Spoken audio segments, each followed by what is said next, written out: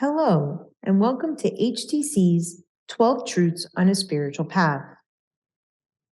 This module is on truths 4 through 6. This part of the path has to do with your daily life and the choices you make. A lot of times, people want to have escapism tendencies and run off to a monastery or an ashram and call it a spiritual path.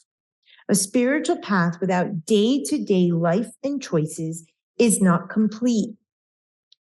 Wife, husband, jobs, children, the day-to-day petty tyrants of our daily life are there to teach us how to work a spiritual path. Truths 4 to 6 are linked to whether you choose high or low consciousness choices. Are you going to act or react instinctually from a low-level consciousness vibration, the one you learned at conception, pregnancy, and birth? Or are you going to breathe, pause, and be proactive in your choice, choosing a high consciousness response? It is only in the day-to-day life of traffic and daily living and chores and work that we can actually put this into place.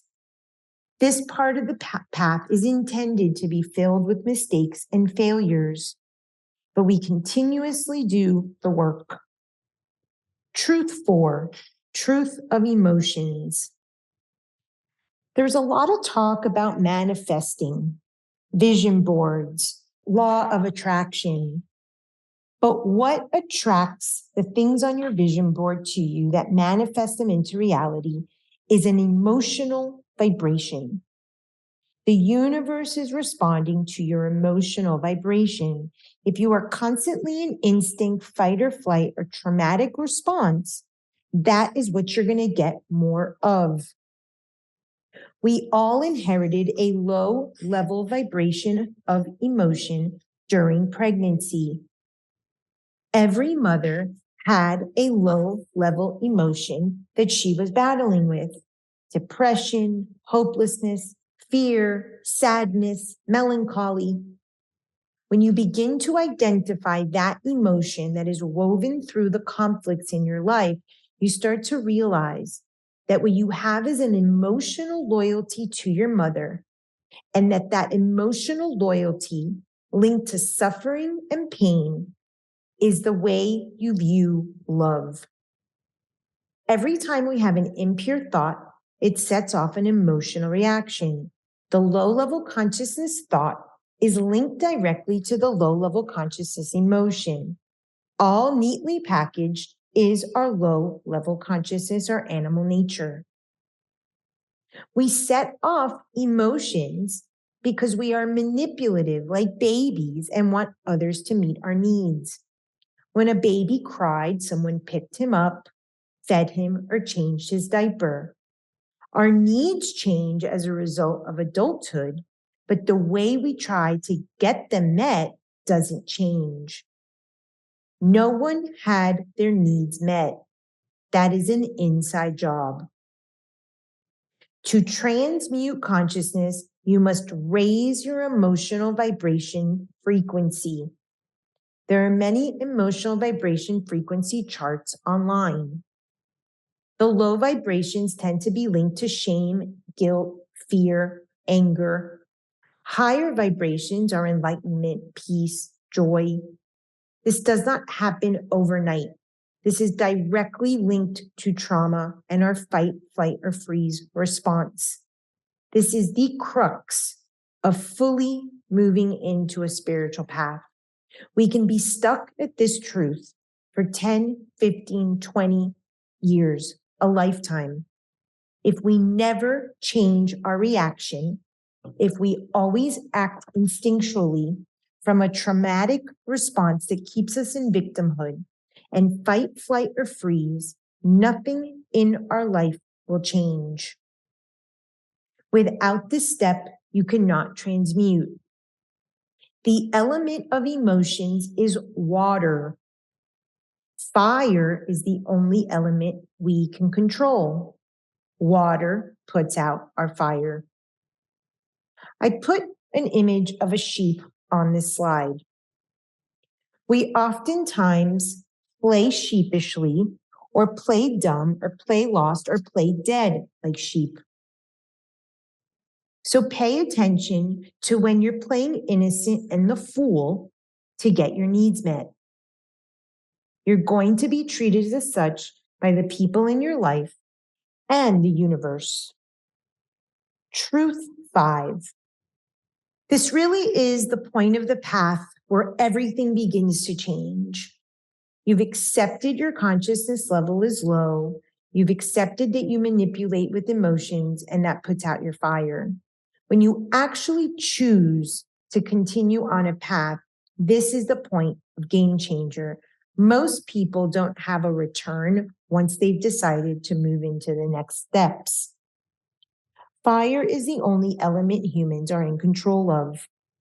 Fire is linked to free will and choice. Nothing is happening to you. You are either choosing it consciously to be low conscious vibration, or you're letting the subconscious dictate, which is another form of choice. When we misuse our emotions, we put out our fire.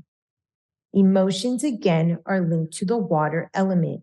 This is a beautiful fire in the image. Imagine taking a cup of water and putting it out. This is linked to self-worth and self-love. Fire is also related to the soul. This is the point of the path where we begin to question, are we going to continue living a life with a mask, an ego, a persona? Or are we going to choose a more soul-directed path? The mask, the ego, and the persona, the personality, are necessary. It's kind of like the brand we put out in the world. But until we dissolve that, integrate everything, live authentically, we don't put ourselves back together again to have a soul-directed life. The soul cannot purposely or effectively live out its purpose if fire is not the element we're in control of, meaning choices, free will, and choosing high consciousness choices. Fire is the element of transmutation. Truth 6. Truth 6 is the truth of purification. This is linked to having a value system. As mentioned before, the body purifies every single impure thought, whether you send it unprocessed as an energetic brick, or whether you did the TED Talk and you broke it down into its components. The body, aka the earthly world and its 5 pillars, are going to process the thought. You will have a direct relationship to something in one of those 5 pillars linked to the thought you had 24 to 48 hours previously. It is literally a mathematical equation. What happens is we have an impure thought. We want to purify that thought. Think about going on a juice cleanse or a diet.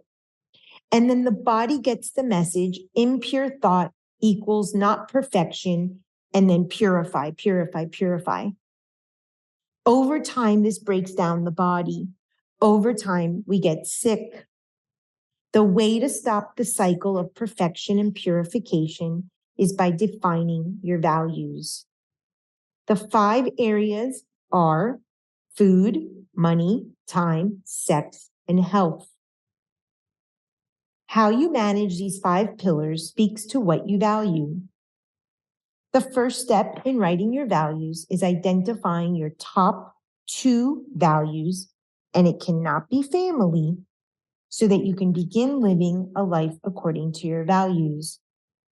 I say this a lot to clients and students, and rarely does someone ask, why not family? Remember that your family are the roots of your tree. Your family are your impure thoughts, your emotional vibration that's low-level consciousness, and your desirous form, the package known as the LLC. That is about acceptance. The next stage is to then define the values. So once you accept your low-level consciousness, you can make high consciousness choices rooted in your values.